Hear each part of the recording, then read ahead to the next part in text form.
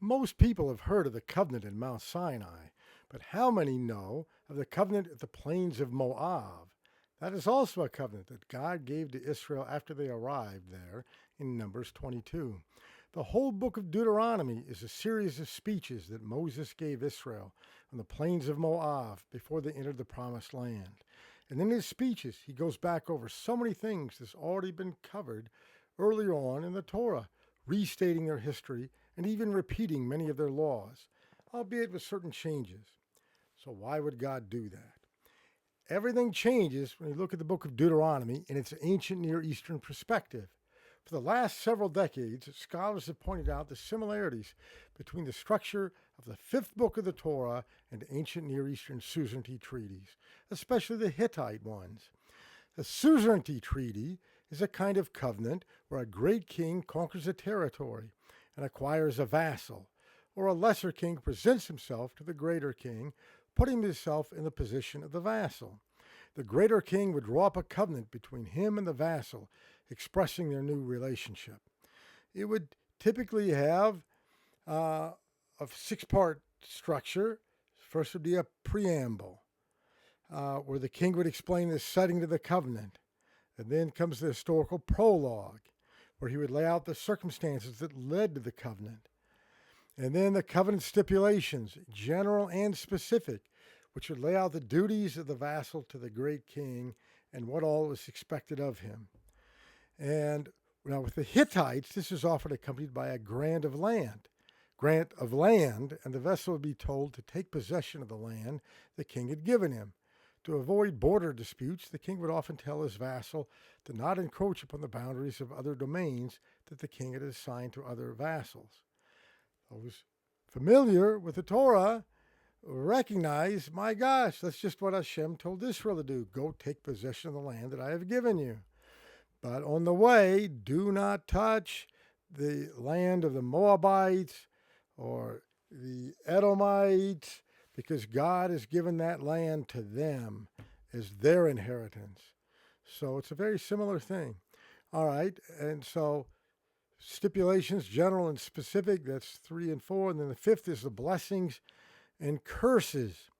This is what the king would do for the vassal who is faithful to him, and how he would do his part to protect the vassal from all enemies, but then a series of curses that would befall the vassal if he broke the covenant. And finally, the gods would be summoned as witnesses to the covenant between the two nations. Now, if that, by the way, sounds funny to moderns, what means do modern nations have to force other nations to abide by their signed agreements? At least in a day when people still had some divine fear in them, maybe they were somewhat effective. Today, nations fear no God, and so our agreements are often not worth the paper they're written on. But at any rate, my point here is that the structure of Deuteronomy fits the ancient Near Eastern vassal treaties very well. And here's an outline of Deuteronomy, and I'll try to put one in the box below. But if you get our newsletters, by the way, which are free, then you'll get this by email. But by the way, before I forget, if you like these videos, please like and subscribe and comment and all that stuff, because it helps the algorithms. So if you look at an outline of Deuteronomy, the first 5 verses of chapter 1 is the preamble. The historical prologue goes through the rest of chapters 1 and then 2, 3, and all of chapter 4. The general stipulations are Deuteronomy 5 to 11. The specific ones are 12 to 26. The blessings and curses are chapters 27 to 28. And the witnesses. Now, since there are no gods in Israel, because there's only one God, Israel is called as witnesses. Deuteronomy 32, heaven and earth are called as witnesses, and so on. So that's chapters 29 to 32. And then the blessings of Moses in 33 and the death of Moses in chapter 34 are outside the structure. But now we see that God spoke to Israel in the language of the time. And so he used a structure familiar to the ancients. But what does that mean for us? The answer is that it explains some discrepancies in the text of Deuteronomy versus the narratives and laws and Exodus to Numbers. You see, when we look back at ancient vassal treaties, we see that the same king sometimes made a covenant with the same vassal more than once. Maybe that vassal shifted his loyalty from the Hittite king to the Egyptian king, for example, which really happened. And later circumstances brought the Hittite king to renew a covenant with this once rebellious vassal. Now we see a repetition of his covenant with his former vassal, except what is interesting is that the new treaty then reflects changes in their relationship.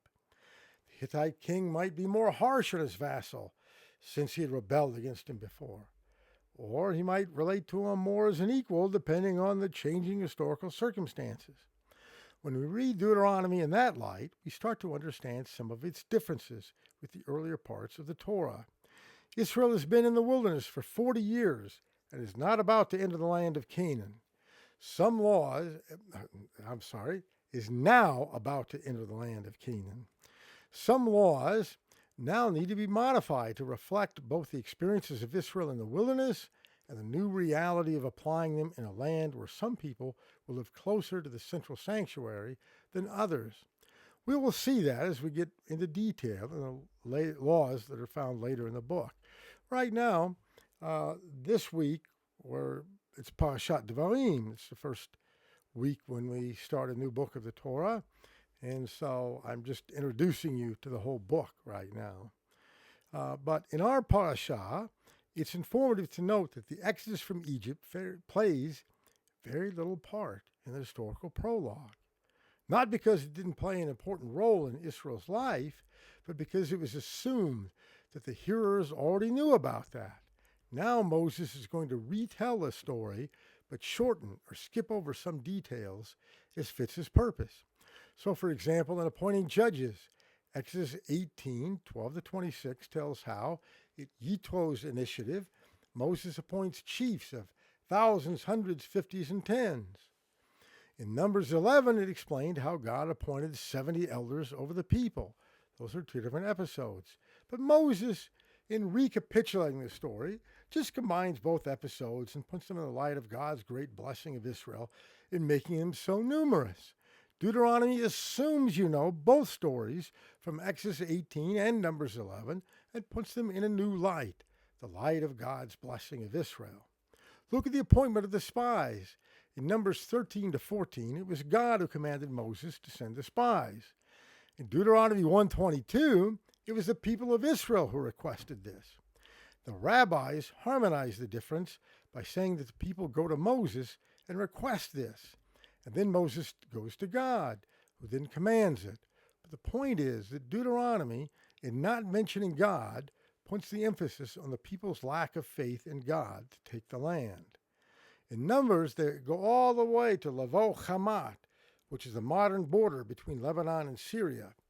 But Deuteronomy 1 only talks about them going as far as Wadi Eshkol and Hebron, because it's highlighting that God will give that land to Caleb ben Yefuneh in reward for his faith. If you'll recall, there are only two spies that were faithful in believing God. That was Yoshua ben Nun and Caleb ben Yefuneh.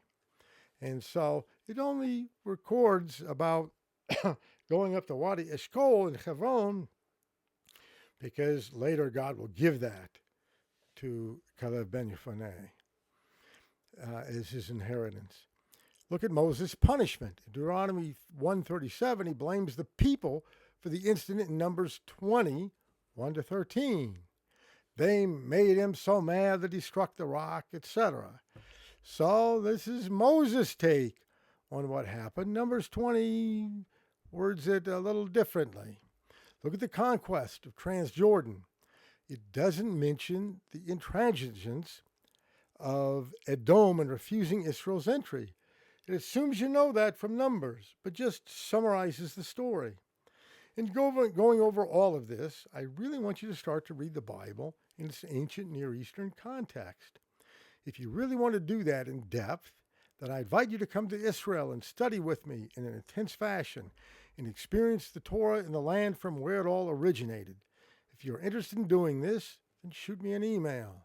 I invite you to sign up to receive our weekly newsletters by clicking on the link below. Also, if you haven't yet done so, then I invite you to click on the button below and join the Institute for Torah and Semitic Languages.